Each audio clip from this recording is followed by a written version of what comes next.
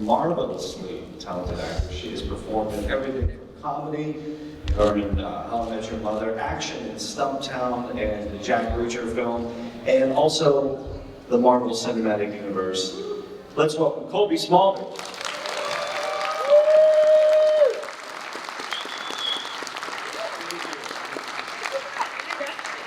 Thank you for...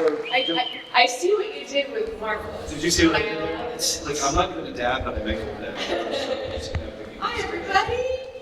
Thank you for doing How's it going? How's the day?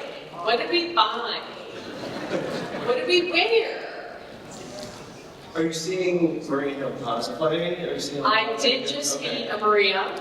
Okay. She looked fantastic, and I have. I got to see one Robin Sparkles. Okay. So But I know there's a second one out there, and I'm just waiting to meet her. This is a good day for you. It's a good day for me. Yes. So you're here all weekend. Okay, so born in Vancouver, British Columbia. Yeah. Correct? Okay. Your mom is. No applause. There's not. Oh, there we go. There's not a Canadian in this room. I don't believe it. Your mom is British. Yes. Okay. You did your research. Well, I do a lot. I have a lot of free time. It's a good job to do these things. Go figure. One has a podcast, one has a library. Yeah. But can you? I believe there's an interesting story of how Yes. your mom got to. Oh, I love it. How I met your mother. How your mom got to. Yes. Can What you a tell us that? great thing. It can't be as crazy as it sounds, is it? It is. I mean, you guys tell me. Thank you for asking this question. I hope it's interesting for everybody because it's a really interesting sort of family story. But my mother was very adventurous in her youth, and she was, when she was about 20, she was working in. Get in here if you want to sit down. Get comfortable. Don't be weird. She was working in Abu Dhabi, and she was crewing on a boat. And one day that boat caught fire and it sank, and she was in a lifeboat. And she was picked up by the US Navy, who the next port that they went to was in Vancouver. And that's how I became a Canadian.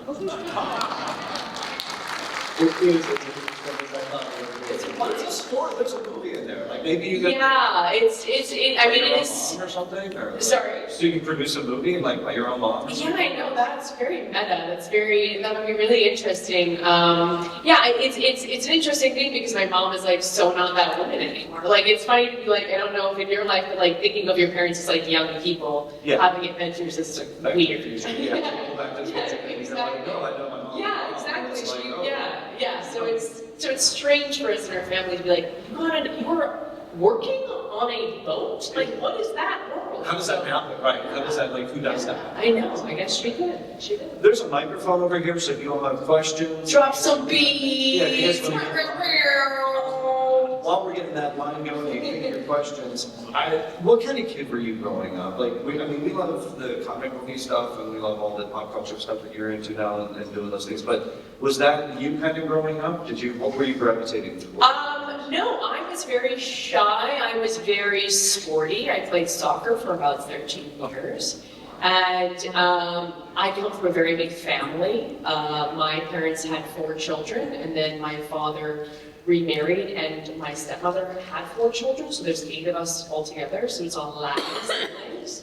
And so, I think when you grow up in a big family, there's not any space. There's enough, you don't get enough attention. So that's probably why I'm here right now. If you want to get into it. Let's get into the psychology. Yeah, let's get into my childhood issues. No problem. Yeah, I was very quiet and kind of, I discovered theater when I was in high school. And I went to a performing arts high school for my senior years, for grade 10 through 12.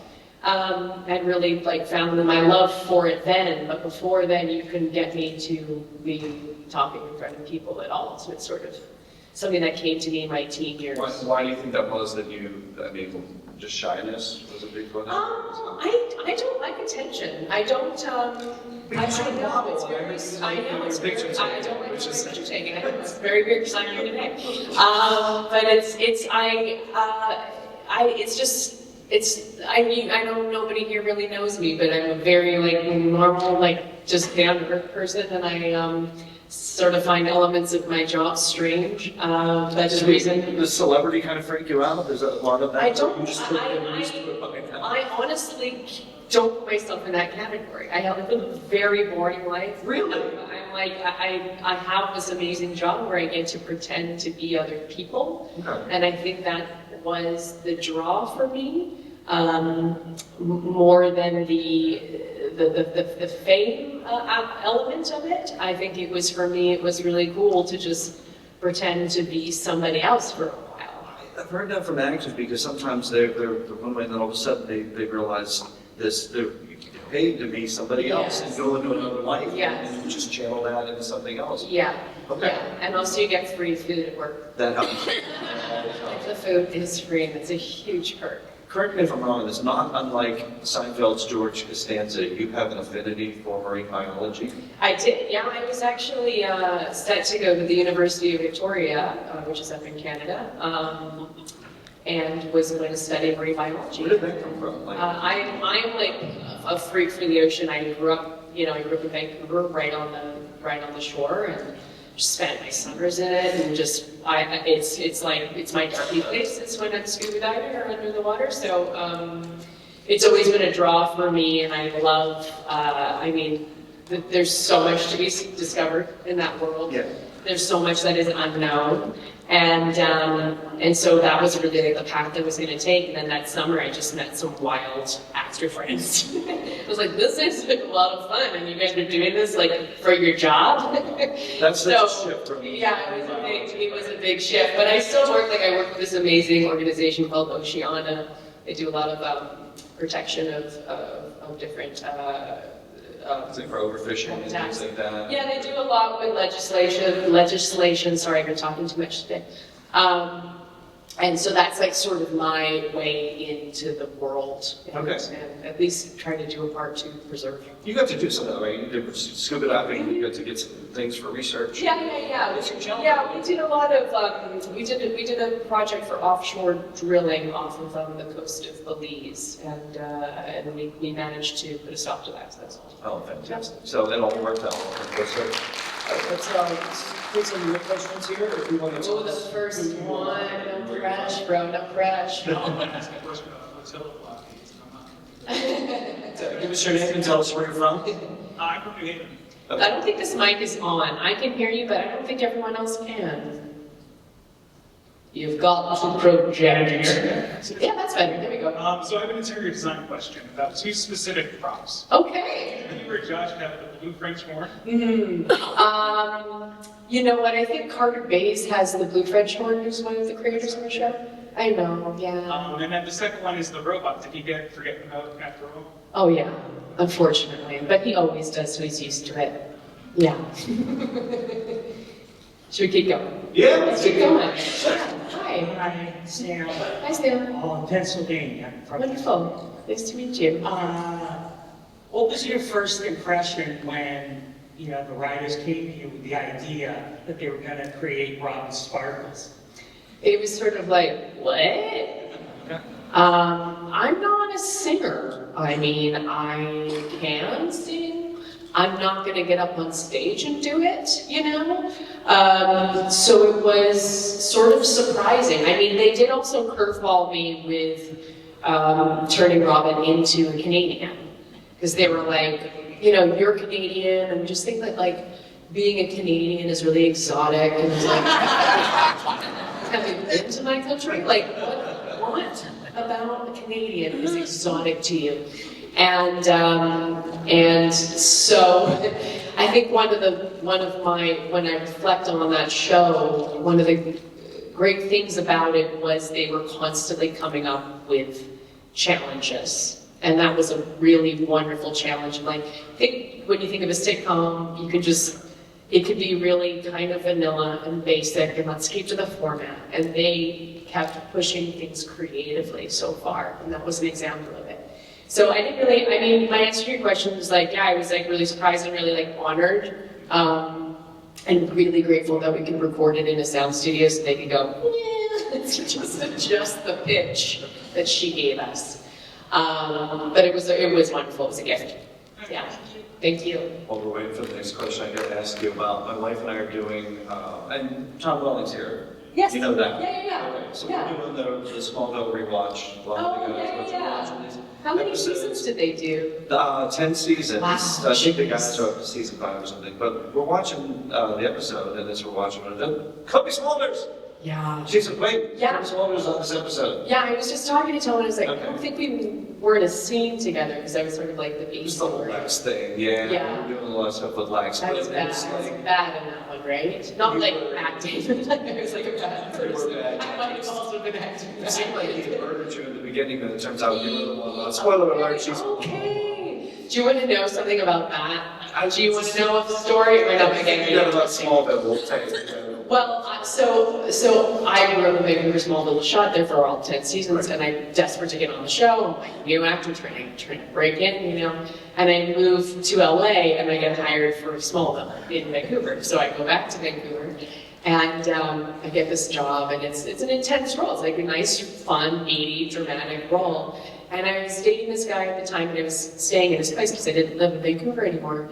And my alarm did not go off that morning. And I woke up, and I think I was supposed to be picked up at like, 5:30 or something. And I woke up, and it was like 7:30, and I was like, oh, no! It was just, I panicked and rushed and got there, and it was just like, you just feel like such a jerk. And so like, that is my takeaway of the show, is just me going like, oh, it was like, what a nightmare, what a nightmare. Did you But it worked out, it was all Did you have a good time on the set? How many did you have a good time? I had a great time. Yeah, Michael is wonderful. I think I spent most of my time with Michael. I think I maybe only worked with Michael. So, but the crew was lovely, and he was lovely. And that led to How I Met Your Mother, right? That almost. I don't know timeline-wise. I think there might have been a year in between. There used to be this thing. It's not really it doesn't really exist anymore. But there used to be like a pilot season where like every year all the networks would like have 10 pilots each, and you'd go on auditions and you just like fight each other to get on the pilot. And so I think that might have been the season before, the pilot season before. Okay, so I'm just curious. No, I don't think, well, I'm glad you think so, but I think Carter and Craig, who it's just so much of this business is just being in the right place at the right time. It's like 80% luck. Okay. And you just have to be like ready to shoot your shot when it comes to I was just curious if one led to the other. Yeah. Question. I love your costume, by the way. So I have a Marvel question to ask. No spoilers, but anyone that saw Secret Invasion. If you haven't seen it by now, that's on you. So like, are you done? Or do you think if they call you back, would you go back? I mean, yeah, of course I would. Yeah, I don't know. I think that there's so many things going on that are, there's so many different storylines, and so of course I would love to go back, but I have no idea what they have in store for the future of Marvel or my character at this point. Yeah. Thank you. Yeah, I want to ask about that because, we're going to talk about Marino today too, but it's like, when did you find out? Spoiler alert: she doesn't make it past the first episode. I mean, just again, She did. She did. She did. Oh, she did. Yeah, I was going to say yeah. So. I think I can speak as a fanboy. I can speak for somebody about it, but like that sucked. Like that really. Okay. I mean, yay, we get a TV show, Marvel TV show. No, Sarah Jackson's in it's cool. But I think we grew to love that character so much, and there was so much backstory. I mean, she can have her own series. When did you find out about what they were doing, and were you okay with it? I mean, you can't be okay with it, but. Well, here's the thing. Yeah, I did my first Marvel movie when I was 25. 2012, so Right. Nice job. Nice job. Thanks. I've been in so many films. I've been in, Marie Hill is animated. I only feel gratitude towards the people at Marvel because I have had such a fun journey. Yeah. And for me, I knew, to answer your question, I knew right away when they called me. And to me, that show is about Sam's character. It's Sam's show. Yeah. And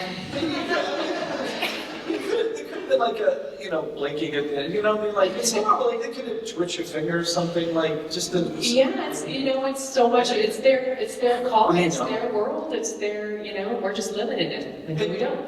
And then then bring a backstory, like when you got the role, I think you mentioned in other interviews too, like not that it was necessarily on screen or anything, but did you kind of give her a backstory as an actress? Oh, yeah. I mean, I think when you're given a role, even in this world, I mean, especially when you're playing somebody who is in service, if they're an officer, a police officer, like it takes the journey to get to that place is such a long road. Right. And so I think initially when I did the first Marvel, when I did the first Avengers, there was, like I hired this guy who like trains SWAT teams because like I was uncomfortable holding a gun and I didn't really like know how to do that. I'd never done that, and I was supposed to be a professional. The best, yeah. So I kind of took that upon myself to do that kind of training, which did benefit me in the film because I was able. They were like, "Could you do something here?" I was like, "I got it."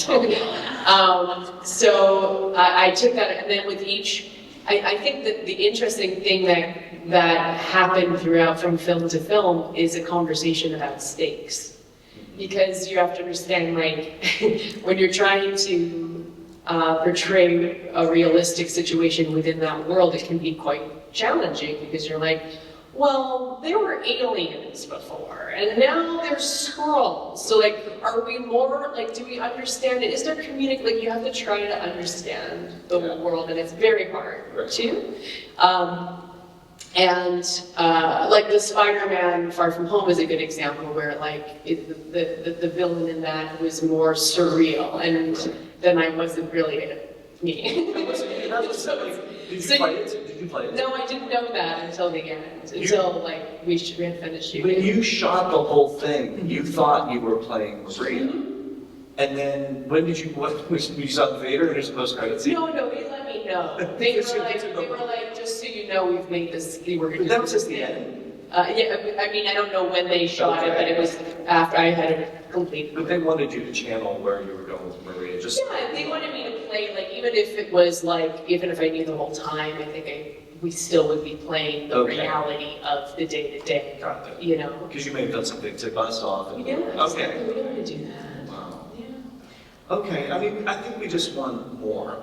Well, I really appreciate that. I mean, Because you could do a series, like a prequel series. Sure, let's pitch it. Okay. This afternoon? You guys Sure. Okay. Let's call Kevin. All right. Yeah, I mean, it's wonderful to hear, and it's very like heartwarming when I do hear people say that, and when I was feeling that sort of when the episode happened, like, because I think she is such a wonderful character, and I think she is so integral, and I think she is. I always find it interesting to be playing like with me and Clark and all these people like who have now like moved on or whatever, but like to play a human in that world, I've always found it really interesting. Yes. Because you're choosing to really put yourself at risk. So it was wonderful, however many years I did it. I feel so grateful for it, and it was a blast, a total blast. And Coulson came back. Yeah, he did. Yeah. Right? And he didn't want to die, so he said, I don't want to die, and they brought him back and gave him a TV show. Yeah, I guess it's that simple. I guess I've been doing this all wrong. So you need to start compounding some debts. Yeah, let's take another fan question. Go ahead. Hi, I'm Angie from the Christmastown, Connecticut. Hi, Angie. I know Angie.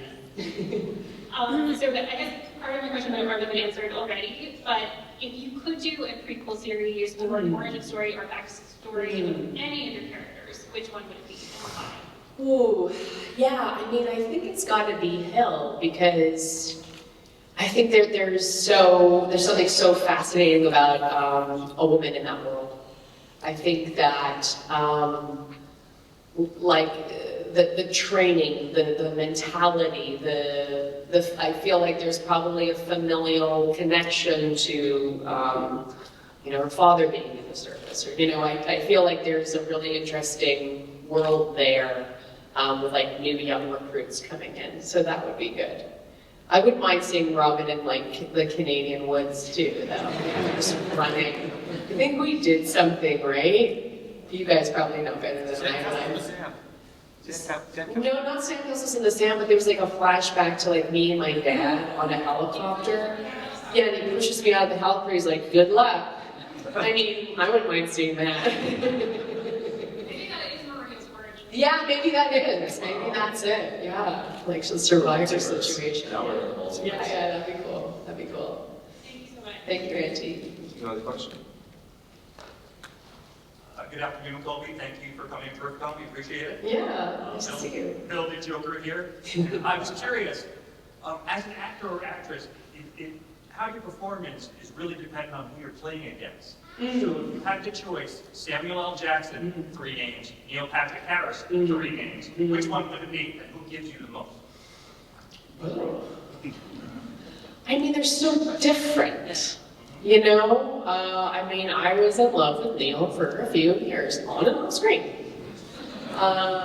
And it's more of a romantic situation. And Sam is this like really wonderful, warm, generous sort of guide, has been to me for the last 10 years. You know these numbers, I don't know these numbers. So it's really hard. I mean, I think that they're categorized perfectly. You know, for my time on How I Met Your Mother, Neil was like just the best partner, and for my time in Marvel, Sam was the best guy. Awesome. Thank you so much. Yeah. You got a book me in the amount of names department. Oh, my name? Yeah. Yeah. You got a book me in that. Yeah. Okay.